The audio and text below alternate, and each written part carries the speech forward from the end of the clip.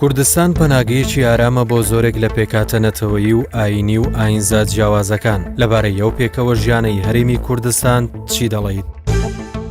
بەڕێ من تاکە سیمای جوان کەما بێتۆ لە ناوچەی ئێمە کە کوردستانە ئەوش قبولکردنی پێکهاتە نەتەوەیی و ئاین و ئاینزا جیاوازەکانە ڕاست جارجار کەمێک لە شوێنێک شتێکە بێ یان پێکەڵدا چوونێک دەبێت، بەڵام ئەگەر بە شێوژی گشتی وەرە بگرین تاکە سیما و جوانترین سیما کە ئێستا ماوەتەوە قبولکردنە هەجینە چ لە ڕووی سیاسی ئابووری هیچ شتێکی وەهانیە کە شانازی پێ بکەین ناوچەکەی ئێمە.